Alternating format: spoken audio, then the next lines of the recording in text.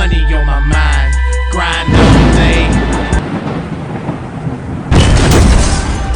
Hey, what's up, what's up? Welcome back to another Hood Trial. Today, we have something a little bit different. We're going to jump right into these stories. We're going to try to, I'm trying to do something a little different, right? So, it was cold. It was probably, 30, 40 degrees outside, how it feels right now in this garage. Yeah, me and my friend, we in the back of somebody's house. We're waiting for the dope boy to come downstairs to give me my first try. So he comes, How much you need? we do our handoff. I give him his $120, really $119. And me and my friend, it's time to get it on. Got our first 8 ball. Let's try to make it to a quarter. And so yeah. We go back to the spot. We start bagging up. We break it down. First time ever seeing, no, I can't even say that. It's not my first time seeing coke, but it's my first time seeing coke that's mine. So we get back to the spot. We bagging it up. You know, so far the night is doing good. It's freezing. It's cold. We got beers in the snow. All the stuff that I seen the old heads and the junkies do. Even from doing, like I said, from doing robberies and stuff like that. The old heads told us, you bust your first gun. The first thing to do is, one of the things they recommend was to, I know we're getting sidetracked, but one of the first things to do is to piss on your hands. That's what they told us. So get that gunpowder residue off, because when the cops catch you, that's one of the first things they do to see if you got gunpowder residue on you. But let's get back to it. So yeah, we back at the spot. We bagging up. Yeah, I'm feeling like I'm everything runs through your head. New Jack City, fucking Scarface, all the dope boy shit, all the shit that you see. What's the classic movie, guys? With my boy in there, Micaiah Pfeiffer. He was the player of the whole movie. It'll come back to me, Cameron and all that in it. That's how I was feeling, man. So, I'm doing my first hand-to-hand sales. Everything cool. And to the boys down the block, because we was on somebody else's turf. Reckless shit. We didn't know, like, what we was doing. So these dudes come up to us and, what you doing on my block? Take that shit down that way. We ain't gonna say it again. So one thing about Park Heights is that we are fucking crazy. So, we had our nuts hanging, I had my nuts hanging. I'm like, yeah, fuck that shit. No blicky, nothing on me. Wrong move. No, not even, I ain't even have a fucking knife on me. So, we ain't going nowhere. Fuck y'all niggas. Niggas, we was feeling ourselves, you know what I mean? We got a little bit of money in our pocket. We got a little bit of, So, next thing you hear is...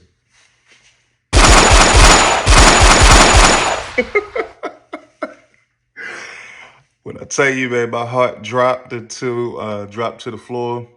I couldn't even express it anymore. So next thing you know, we balling, we jumping fences and stuff. And by now, what time is it? It's about like 1 in the morning. So it's, you see the gun flare, boom, boom, boom. And the sound and all that. So right now, guys, I'm just trying to break it down for you. Besides seeing this type of shit in a movie, when you're actually there, to know that somebody is behind you trying to kill you, but the whole time they were shooting in the air, they were just trying to scare us. Cause we was young. We was real young. But back to the action. I'm balling, jumping fences. I'm thinking these niggas like right on my ass. My homeboy, he went down the block. He cutting around because we was gonna meet back up. Because we know the neighborhood. This is our neighborhood. So eventually, after running and damn near having a heart attack, it bring back chills, boy. Got goosebumps. But yeah, we eventually meet back up. So that was our first scare, and first day on the strip. If you so the next spot. And, oh, mind you guys, we dropped a few bags. He dropped a few, and I dropped a few. So the next thing we did was we put what little bit money we had and what was left over of the few bags we had left. So next we said we're gonna go down to Baltimore Street.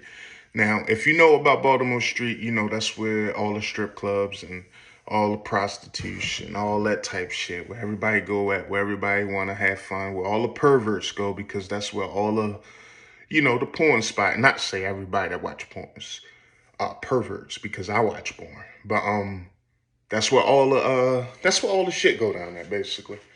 That's where everything goes down. So, pause.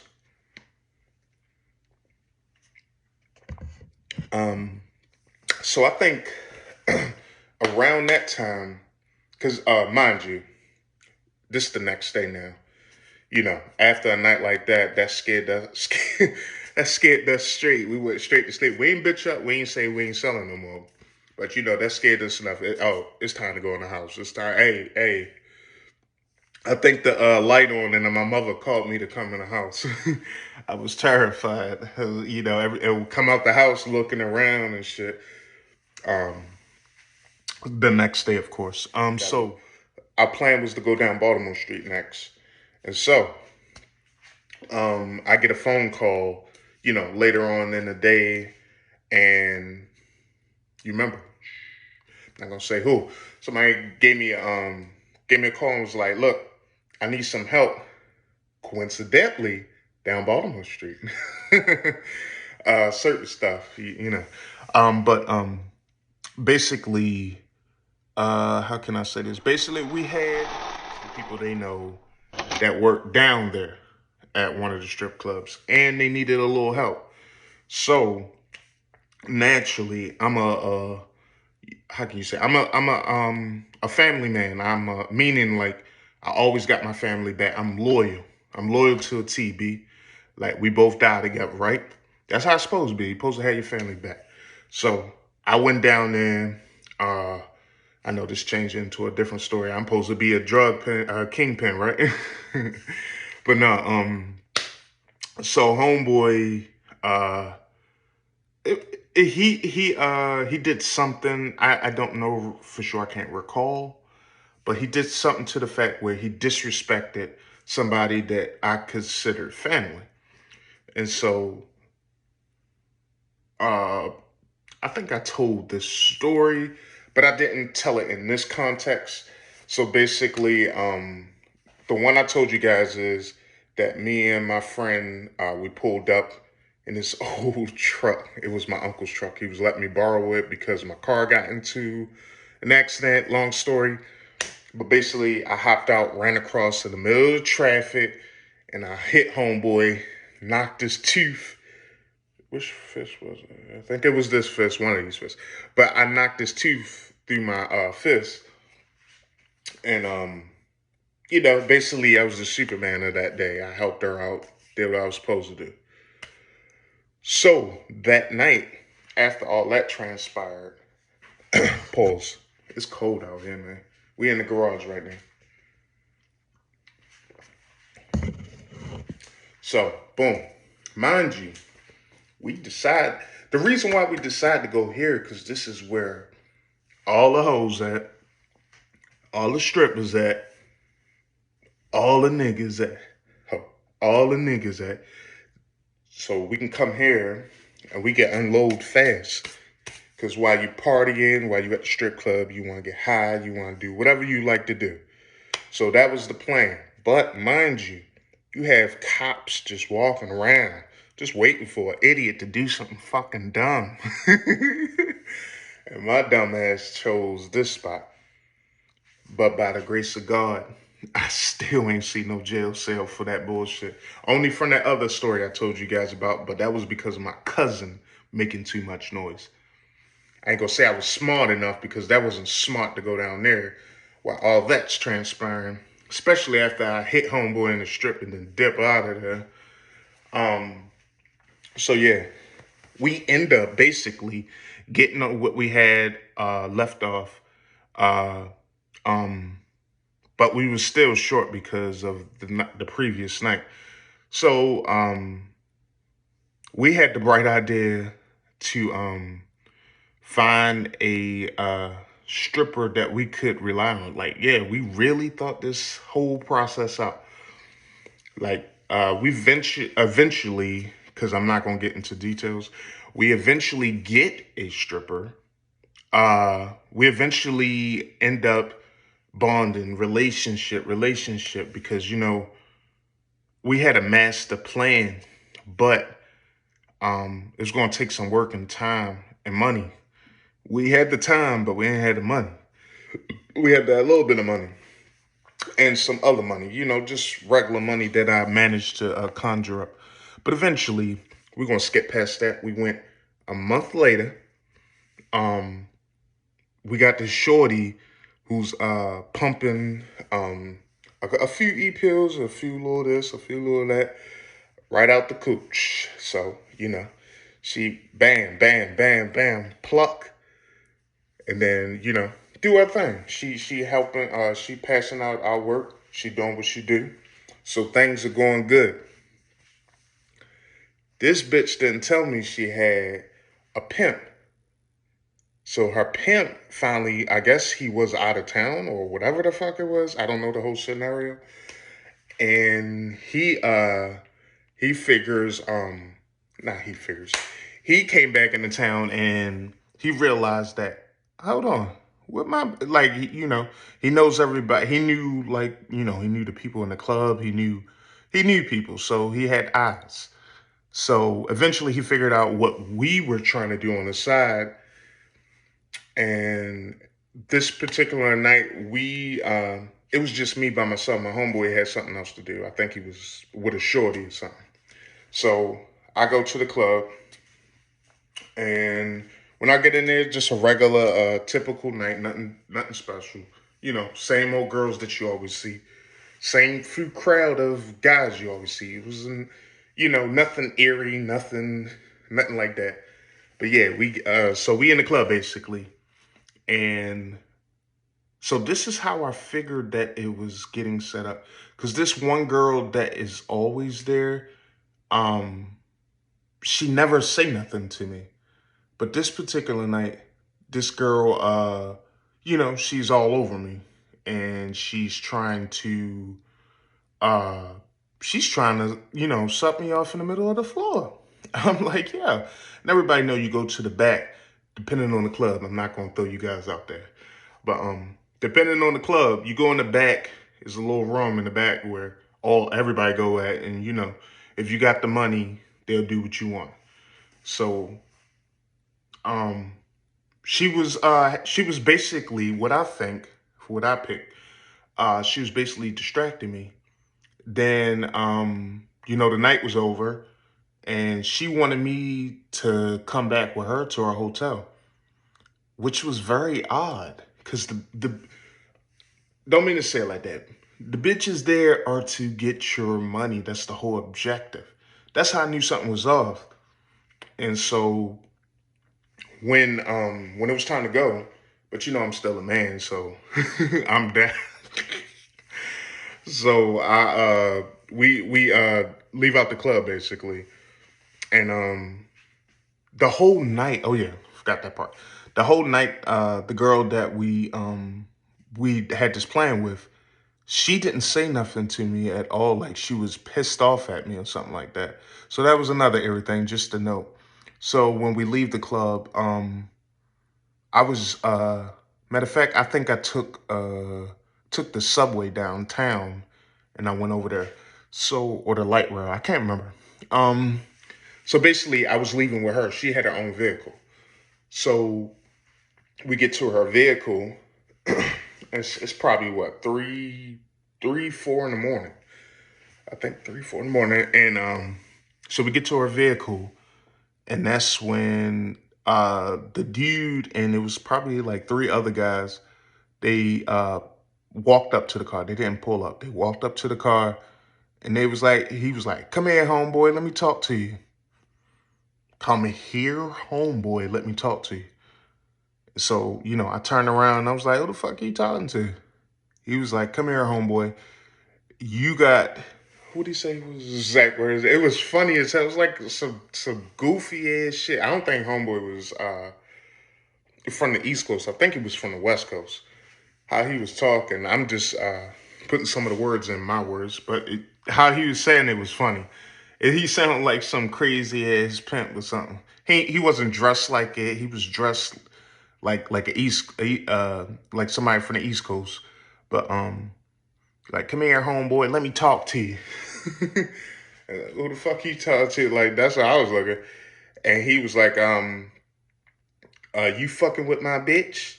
You fucking with my bitch?" I was like, "What bitch you talking about? You see who I'm with right now?" He was like, "That's my bitch too."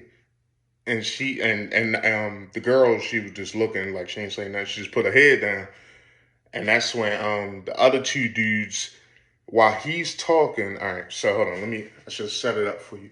So how can I do it? All right, so here's the car. The girl's on that side.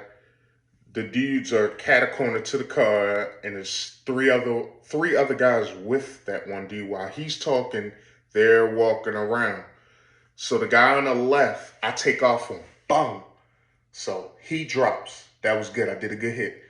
Those other 2 guys, once I seen that, sorry, showing my belly, but once I seen that, it was like, because you got to think, we're downtown, so it's building alley, building alley, building alley.